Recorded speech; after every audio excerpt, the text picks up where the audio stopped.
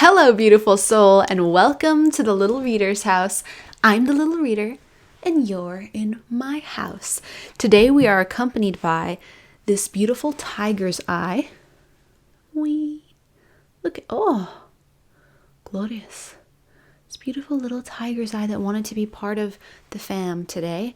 And we've got, I believe they're the Witchy Cauldron.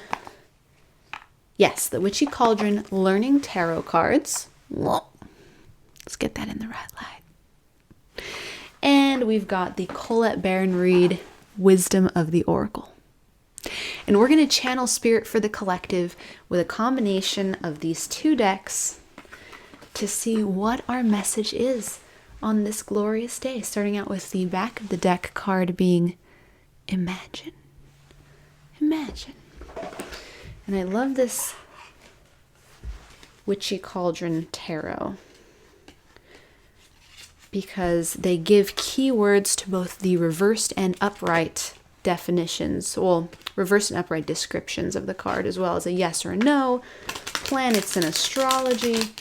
And there's just so much rich insight built directly into the face of the card, plus the traditional Rider-Waite imagery. So let's get some good old, good old shuffling going on there and say, Spirit, we're asking for visual aids today to send home the message that you would like the collective to know. Shuffle, shuffle, shuffle. Shuffly-doo-dah. Shuffly-yay. So how are you doing, beautiful soul? How's your heart? How's your spirit? How's your soul? What half forms is your mind conjuring up lately?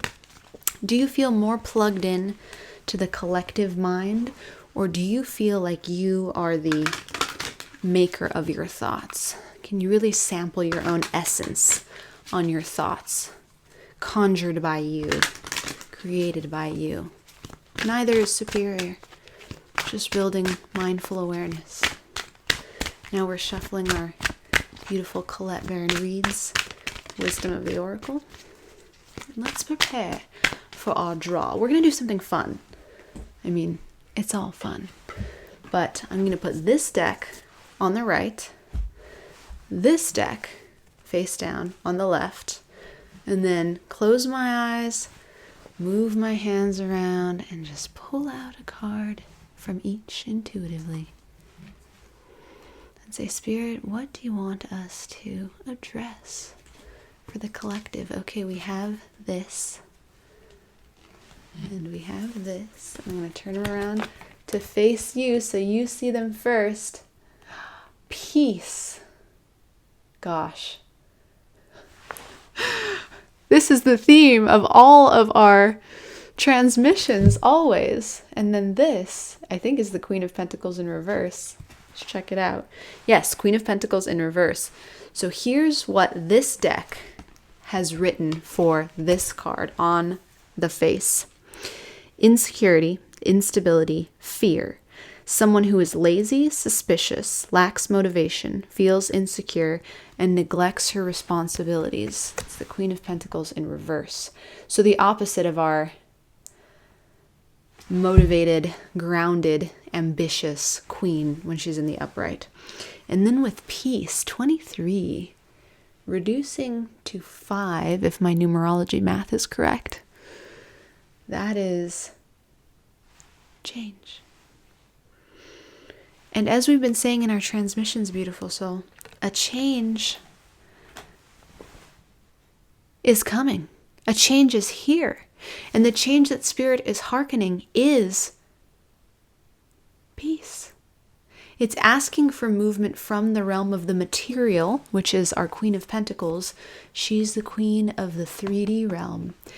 All things earth, all things material, including self-esteem and self-worth, particularly as it pertains to form. We can have low self-worth and self-esteem about our minds, that would be air. About our emotional intelligence and stability, that would be our water. About our passion, our creativity, our divinity, that would be our fire. But when it comes to our form, that's our Queen of Pentacles. So the energy that Spirit's picking up from the collective is that the beautiful souls who are watching are feeling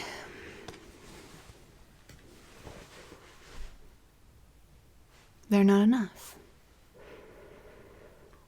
They can't maybe make enough, create enough, be enough. I'm seeing frustrations at work.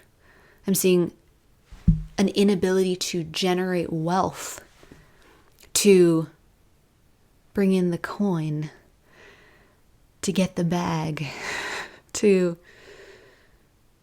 fill the bank account.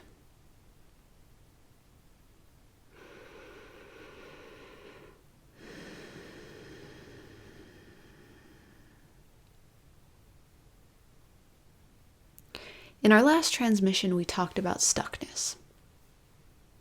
And there's a sisterhood between this message and that. Let's face it, there's a sisterhood between every transmission for the last however many. Maybe since the dawn of time. Maybe every transmission ever has been leading up to this. If you're feeling, beautiful soul, like your worth as a 3D form who's able to generate their wealth, have the physical form that they desire in terms of health, aesthetic, vitality, that your ability to create desired outcomes in the manifest realm, get goals of any kind, see outcomes of any kind that have been living in the realm of half form in your mind. It's funny, we opened up with that, with the question of, what flavor do your thoughts have? Are they yours or are they coming from the outside world? And that's coming full circle right now. Even this, tiger's eye, a stone of abundance, a stone of wealth, a stone of grounding ambitions and thoughts into the material realm. Spirit knows this is heavy on the collective mind. But here's what Spirit's up to. And they're going to reveal their plot now, because it's never been a secret.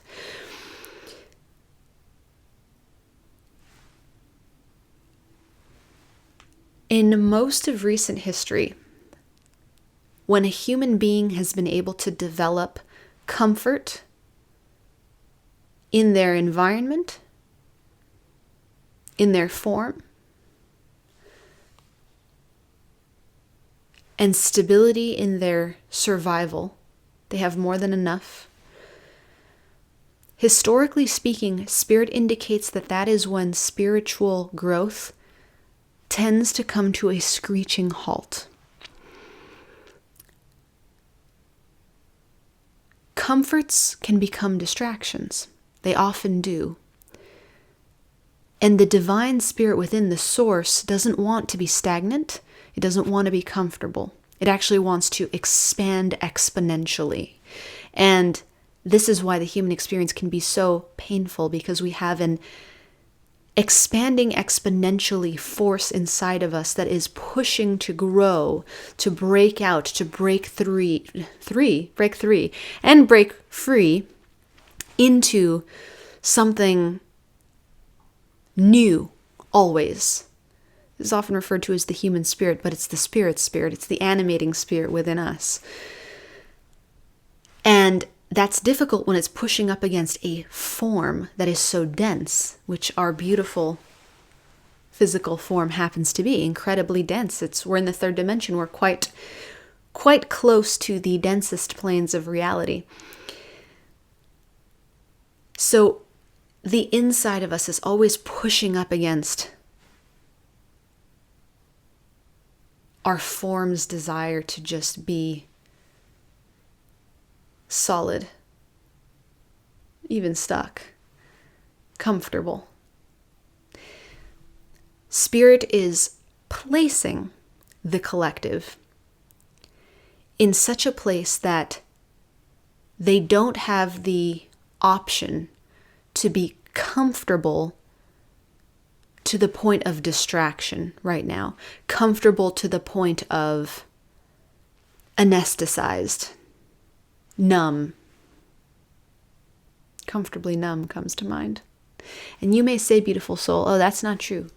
I can scroll for hours and I am very anesthetized. I can numb myself out with food and alcohol and drugs and all the pleasures, and I do it all the time.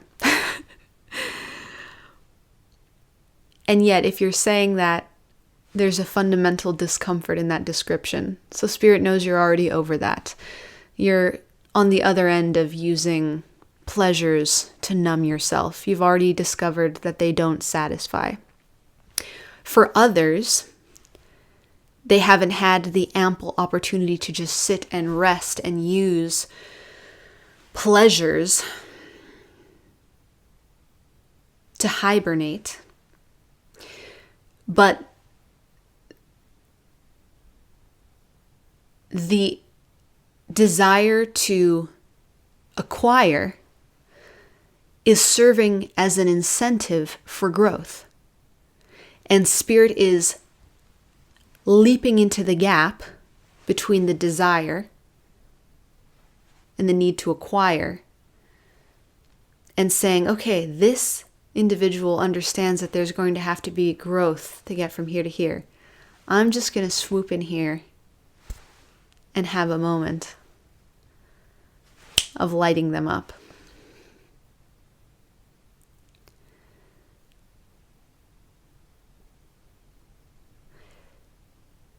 Spirit is using the economic burdens of our present moment reality to create quantum shifts in spiritual and heart awakenings.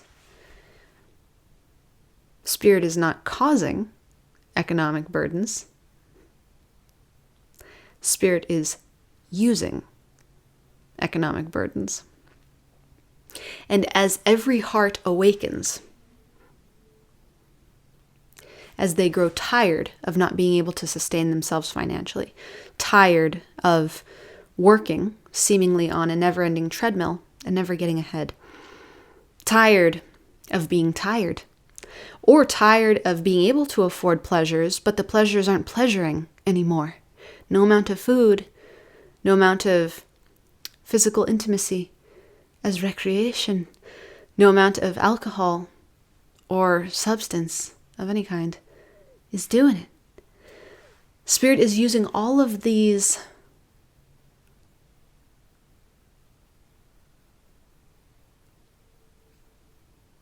dissatisfactions as trigger points for expansion. This is how Spirit operates. Spirit can only move with the amount of awareness it is given. So if you've been keeping up with our transmissions, you know that Spirit's urging everyone to move from the mental realm to the heart so that they can access their full power. But for those who prefer to keep their awareness in the mental realm and process all of reality as a mental game with strategy and obsessive thoughts and anxiety and every other wonderful thing that living in the mental realm breeds. And I say that tongue-in-cheek because Spirit actually does think it's wonderful. Again, Spirit loves growth. But for the humans that are experiencing, it's like, wow, I'm ready to move out of the mental realm. And Spirit's saying, excellent, I've prepared a place for you. It's in your heart. Come join me. Spirit's using the world that we've created through the mind to get people excited about jumping into the heart. It's all part of the process. So looking back on this, economic burdens, feeling overworked, overwhelmed, like you work and work and work and then the coin still falls out of your hands. Can't get ahead. It's almost at this point ridiculous. Like the collective is practically screaming out, when is this going to make sense? When do I stop exchanging my life force energy for the bare minimum scraping by of survival? When is that gonna shift? And Spirit says, peace.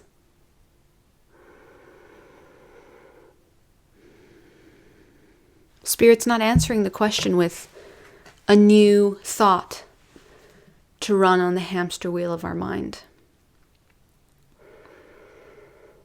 Spirit's answering the question with the solution.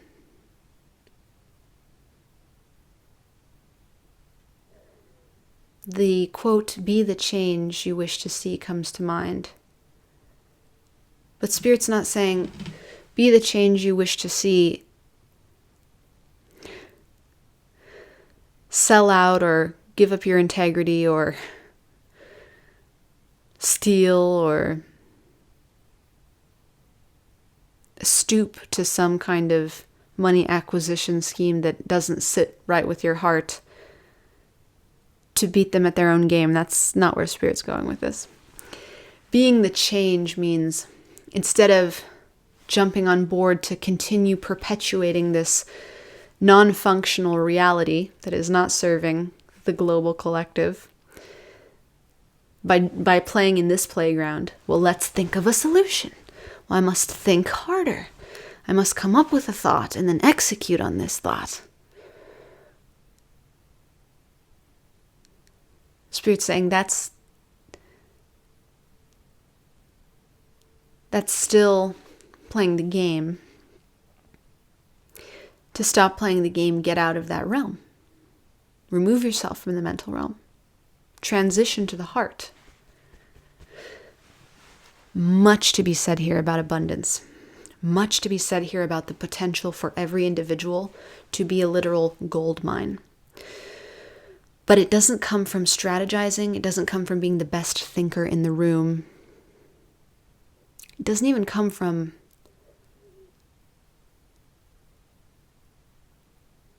intelligence at all. Accessing the internal gold mine comes from following instincts. Instincts are not mental.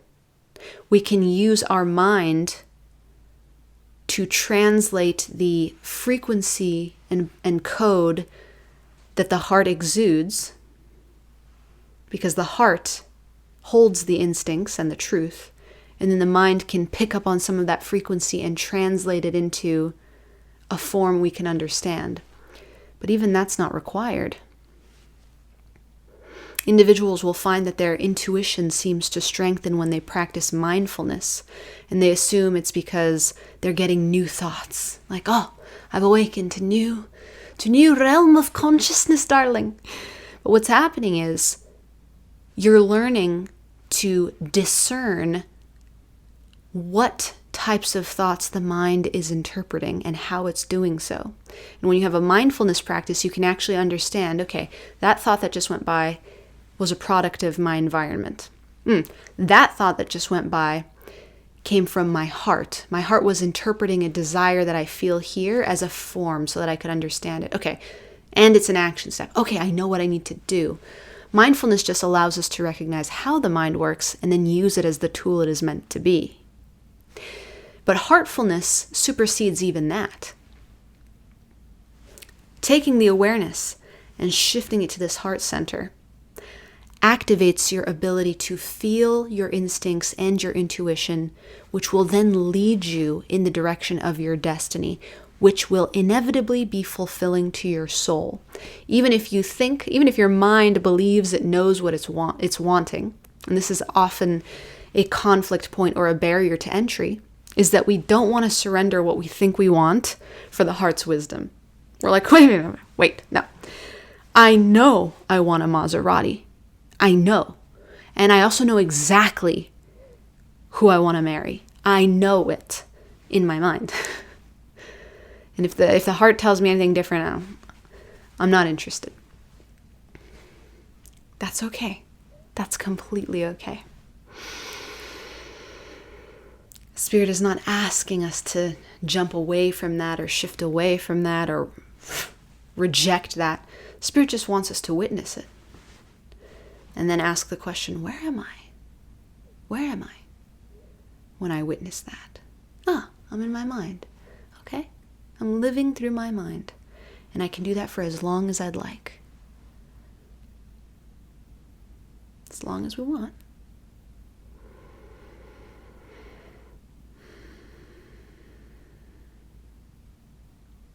But then, when we're a little curious, okay, Maserati, specific partner, either I made it happen and they brought me about 5 seconds of joy, or I'm just tired of chasing it, because neither the process nor the never-ending reach are fulfilling me intrinsically. Okay. Maybe I'll sample pample. Maybe I'll just dip my little finger into the heart just for a second, just to see what it does.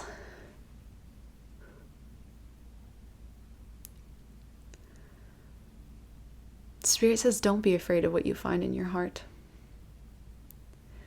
What's stored in your heart is what the soul desires. What the soul desires is what you desire. What you think you want, it's just where we've invested our mental energy. We can continue to do that as long as we like. And then when we are ready for something new, we can take that awareness that we stash in our minds and start to check out other portals, like the heart. We can move from riding every train that goes by in our mind to its terminus and then hopping on another one. We can move that to watching our chest rise and fall, to watching our heart beat, to moving our perception, our focus, to a white light that emanates like a flame here, and just watching it flicker. And as you do that, beautiful soul, you begin to awaken and enliven your heart center and give it permission to lead you, to guide you. Suddenly, changing form is no longer a priority. You still need to eat, but in that moment, the thought that's circling around in the mental plane saying, you're not doing enough, you're not doing enough, you're not good enough, you're not creating enough, you're not doing enough, you're just not doing enough. Suddenly that thought doesn't have anyone to look at. Or you can witness it go by, but you're not jumping on its train. So it moves on.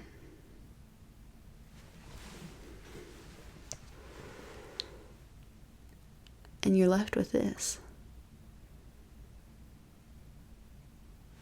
Even if it's just for a moment. Moments add up. And it just so happens that this practice is a supernatural one. So the moments add up disproportionately in the best possible way. 5 minutes spent in the heart, first thing in the morning, can change your next 15 hours. 5 more minutes spent in your heart the next day can give you a ripple of peace that goes on for days. It's cumulative. It snowballs. Suddenly you're spending 10 minutes in the heart a morning. Then you're spending 10 in the morning, 10 before bed. Then you've upped it even more. Then you've begun to go about your day at work. You're in the ER. It's stressful. But at least half or more of your awareness is focused on this white flame emanating in your heart as you carry out your tasks. And suddenly you have more energy than usual, and your precision and intuition have drastically increased. Suddenly dealing with your family, who knows just how to trigger every fiber of your being, it's easier. Suddenly having difficult conversations is pleasant. Everything begins to shift, beautiful soul. when we devote our awareness to the heart. So, my glorious soul, if you're feeling impotent to create abundance, know that it's not because you're impotent to create abundance. It's because the way that abundance has been created has expired. We're shifting to the new paradigm, and the new paradigm happens down here. Right in here, we move from here to here. So when you jump on board with this, you're going to see the shift here. Before you even get to seeing it with your own two eyes, if you have eyes, you're going to be feeling it. And this peace is the abundance, the birthright that Spirit wants every soul alive to know that they can access. You can access peace because you are it. It will be a practice, and it will be worth, according to that bus that just honked, every millisecond spent. Every millisecond spent will exponentially increase the quality of your life. And that, my beautiful friend, is where we are leaving it today. It has been an honor and privilege to share space with you. Until we meet again, I am sending you all the love that I've got. More love, never less, because you are so very worthy of it. Bye for now.